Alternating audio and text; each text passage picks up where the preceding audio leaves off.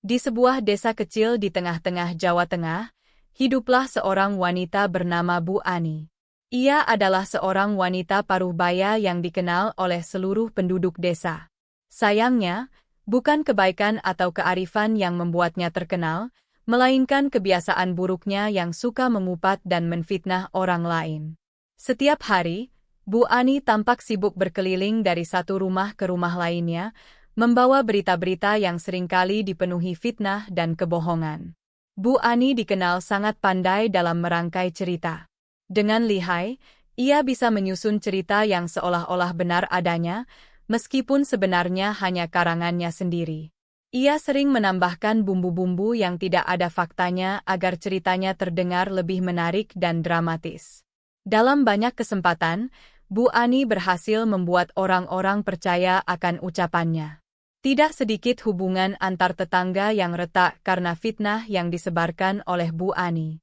Di balik kebiasaan buruknya, Bu Ani sebenarnya adalah seorang janda yang hidup sendirian. Suaminya meninggal beberapa tahun yang lalu, dan sejak saat itu, ia mulai menyibukkan diri dengan mengurusi urusan orang lain. Anak-anaknya telah menikah dan tinggal di kota lain, meninggalkannya sendirian di rumah yang cukup besar. Kesepian yang dirasakannya mungkin menjadi salah satu alasan mengapa Bu Ani begitu gemar mencari perhatian melalui ceritanya yang penuh fitnah. Meskipun begitu, tidak ada satupun orang di desa yang berani menegur Bu Ani. Mereka takut jika menegur, Bu Ani akan semakin menjadi-jadi dan mungkin saja akan menyebarkan fitnah tentang mereka juga.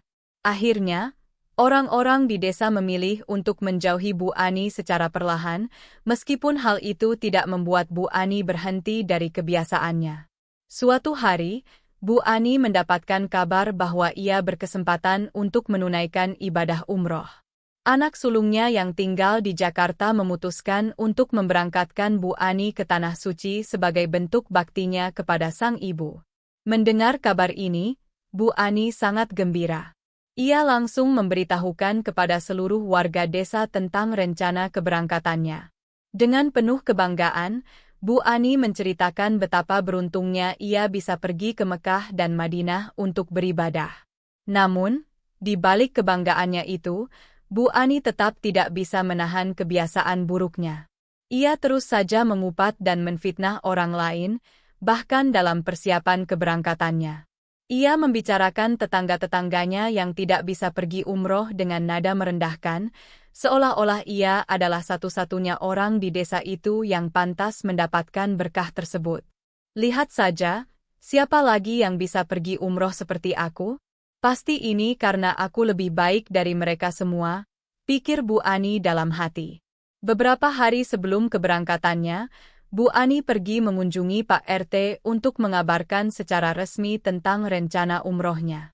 Pak RT menyambutnya dengan ramah, meskipun dalam hatinya, ia merasa prihatin dengan perilaku Bu Ani yang tidak pernah berubah.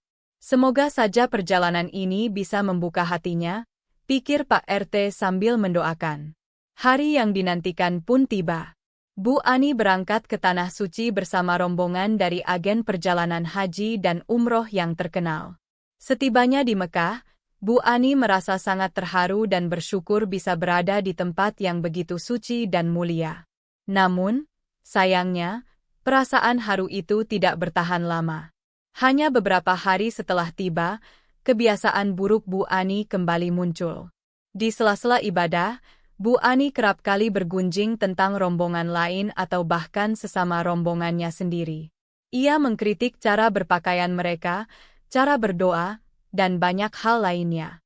Bu Ani merasa bahwa dirinya lebih tahu tentang tata cara ibadah yang benar dibandingkan orang-orang lain. Ketika berada di depan Ka'bah, di mana seharusnya orang-orang memusatkan perhatian untuk berdoa dan memohon ampun, Bu Ani justru sibuk mengamati dan mengomentari orang-orang di sekitarnya. Suatu hari, saat sedang melakukan tawaf, Bu Ani bertemu dengan seorang wanita tua yang tampak kesulitan berjalan. Alih-alih membantu, Bu Ani justru menggerutu, "Ibu itu, kalau sudah tidak kuat, kenapa tidak duduk saja? Bukannya malah mengganggu orang lain." Ucapannya itu didengar oleh beberapa orang di sekitarnya, yang kemudian menatap Bu Ani dengan tajam. Namun, Bu Ani tidak peduli. Ia merasa apa yang dikatakannya adalah benar. Namun, takdir berkata lain. Pada hari kelima di Mekah, ketika Bu Ani sedang melakukan tawaf untuk yang kesekian kalinya, ia merasakan sesuatu yang aneh pada mulutnya. Mulutnya tiba-tiba terasa berat dan sulit untuk digerakkan. Ketika ia mencoba bicara, mulutnya mendadak membesar, dan lidahnya memanjang keluar. Panik, Bu Ani berusaha menutup mulutnya, tetapi sia-sia. Lidahnya terus menjulur keluar tanpa bisa ditahan. Orang-orang di sekitarnya pun terkejut melihat keadaan Bu Ani. Beberapa orang berusaha mendekatinya untuk menolong, tetapi tidak ada yang tahu harus berbuat apa. Dalam keadaan panik, Bu Ani mencoba memohon ampun kepada Allah, tetapi suaranya tidak jelas karena lidahnya yang panjang. Semua yang keluar dari mulutnya hanyalah suara yang tidak dimengerti oleh siapapun. Setelah kejadian itu, Bu Ani segera dibawa ke rumah sakit di Mekah. Dokter-dokter di sana tidak menemukan penyebab medis yang jelas untuk kondisi Bu Ani. Mereka menyarankan agar Bu Ani kembali ke Indonesia untuk mendapatkan perawatan lebih lanjut. Dengan berat hati, Bu Ani pulang lebih awal dari rencana semula, meninggalkan Tanah Suci dengan perasaan penuh ketakutan dan penyesalan. Setibanya di desa, kabar tentang kondisi Bu Ani dengan cepat menyebar. Orang-orang di desa sangat terkejut dan penasaran. Mereka datang berbondong-bondong ke rumah Bu Ani untuk melihat kondisi tersebut dengan mata kepala sendiri. Ketika melihat Bu Ani dengan mulut yang membesar dan lidah yang menjulur keluar, banyak dari mereka yang merasa iba, tetapi ada pula yang merasa bahwa ini adalah balasan atas perbuatan Bu Ani selama ini. Bu Ani, yang dulunya dikenal sebagai orang yang cerewet dan tidak pernah berhenti berbicara, kini tidak bisa berkata-kata. Setiap kali ia mencoba berbicara, yang keluar hanyalah suara yang tidak jelas karena lidahnya yang panjang. Akhirnya, Bu Ani lebih banyak diam dan mengurung diri di rumah. Ia tidak lagi berani keluar dan bertemu dengan tetangga-tetangganya, karena malu dan takut akan cemoohan orang. Setiap malam, Bu Ani menangis dan berdoa kepada Allah, memohon ampun atas segala dosa-dosanya. Namun, mulutnya yang besar dan lidahnya yang panjang membuat doanya tidak bisa diucapkan dengan jelas. Dalam hati, ia sangat menyesal atas semua perbuatan buruk yang pernah ia lakukan, tetapi semua sudah terlambat. Azab yang menimpanya menjadi pengingat yang terus-menerus akan dosa-dosanya. Hari-hari Bu Ani di desa menjadi sangat sunyi. Anak-anaknya yang tinggal di kota jarang mengunjunginya, karena mereka juga tidak tahu harus berbuat apa untuk membantu kondisi ibunya. Bu Ani kini benar-benar merasakan betapa perbuatan buruk yang dilakukannya telah menghancurkan hidupnya sendiri. Keadaan yang menyedihkan ini membuat Bu Ani semakin tenggelam dalam penyesalan. Warga desa pun mulai mengambil pelajaran dari kejadian yang menimpa Bu Ani. Mereka yang sebelumnya suka bergunjing dan berbicara buruk tentang orang lain mulai menyadari bahwa perbuatan tersebut bisa mendatangkan bencana. Mereka mulai berhati-hati dalam berbicara dan lebih memilih untuk diam daripada mengatakan hal-hal yang tidak baik tentang orang lain. Pak RT, yang sejak awal merasa prihatin dengan perilaku Bu Ani, akhirnya memutuskan untuk mengunjunginya. Dalam kunjungannya, Pak RT mencoba memberikan semangat kepada Bu Ani agar tidak putus asa. Ia juga mengajak Bu Ani untuk lebih banyak berdoa dan memperbaiki diri, meskipun kondisi fisiknya sudah tidak memungkinkan untuk berbicara dengan normal. Bu Ani, mungkin ini adalah ujian dari Allah agar ibu bisa menjadi lebih baik, kata Pak RT dengan lembut. Saya yakin, kalau ibu benar-benar menyesali perbuatan ibu dan berusaha memperbaiki diri, Allah pasti akan mengampuni ibu. Bu Ani hanya bisa menangis mendengar nasihat Pak RT. Ia tahu bahwa apa yang dikatakan oleh Pak RT adalah benar. Dalam hatinya, Bu Ani bertekad untuk memperbaiki diri, meskipun ia sadar bahwa kondisinya tidak akan pernah kembali seperti semula. Ia mulai memperbanyak ibadah dan berusaha untuk lebih banyak bersyukur atas segala nikmat yang masih diberikan padanya. Setiap pagi, meski dengan susah payah, Bu Ani bangun untuk melaksanakan salat subuh dan mengaji, berharap bahwa Allah akan menerima tobatnya. Para tetangga yang dulu sering menjadi korban fitnahnya, lambat laun mulai melunak hatinya. Mereka melihat perubahan pada diri Bu Ani yang kini lebih banyak diam dan lebih banyak beribadah.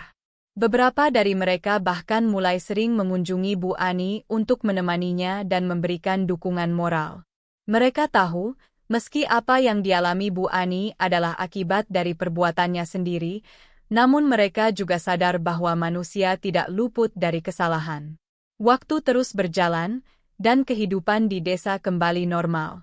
Namun, Bu Ani yang dulu dikenal sebagai sumber gosip dan fitnah, kini berubah menjadi sosok yang banyak didatangi orang untuk meminta nasihat.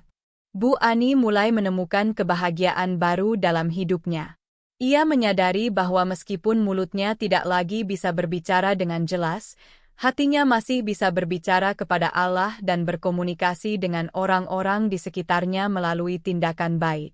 Suatu hari, seorang wanita muda yang baru pindah ke desa datang menemui Bu Ani. Ia mendengar cerita tentang Bu Ani dari tetangga-tetangganya dan merasa penasaran. Dengan hati-hati, wanita muda itu bertanya kepada Bu Ani tentang pengalaman yang membuatnya berubah. Dengan sulit, Bu Ani mencoba bercerita. Ia menunjukkan bekas kebiasaannya yang buruk dan bagaimana azab yang menimpanya membuatnya sadar akan kesalahannya. Melalui air mata dan isyarat, Bu Ani menyampaikan pesan penting kepada wanita muda itu, bahwa tidak ada kebahagiaan yang bisa didapat dari menyakiti orang lain, dan bahwa setiap perbuatan buruk pasti akan membawa akibat yang tidak menyenangkan. Wanita muda itu terharu mendengar cerita Bu Ani. Ia berjanji pada dirinya sendiri untuk selalu menjaga ucapannya dan tidak mengikuti jejak buruk yang dulu pernah dijalani oleh Bu Ani. Kisah Bu Ani menjadi pelajaran penting bagi seluruh warga desa. Mereka menyadari betapa pentingnya menjaga lisan dan selalu bersikap baik kepada sesama.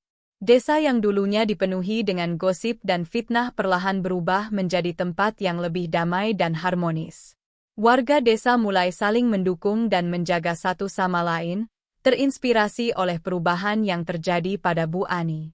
Bu Ani sendiri menjalani sisa hidupnya dengan lebih tenang dan penuh keikhlasan. Meskipun tidak bisa lagi berbicara dengan lancar, namun ia menemukan cara untuk tetap berkomunikasi dengan orang-orang di sekitarnya melalui perbuatan baik dan senyuman yang tulus. Dan meskipun lidahnya tidak bisa kembali seperti semula, hatinya kini penuh dengan kedamaian. Akhir dari kisah Bu Ani menjadi pengingat abadi bagi setiap orang bahwa tidak ada perbuatan yang tidak memiliki akibat. Dan bahwa, pada akhirnya, setiap manusia memiliki kesempatan untuk bertobat dan memperbaiki diri, meskipun kadang itu datang dengan harga yang mahal. Bu Ani menemukan ketenangan dalam menerima akibat dari perbuatannya dan berusaha untuk hidup dengan lebih baik di sisa hidupnya.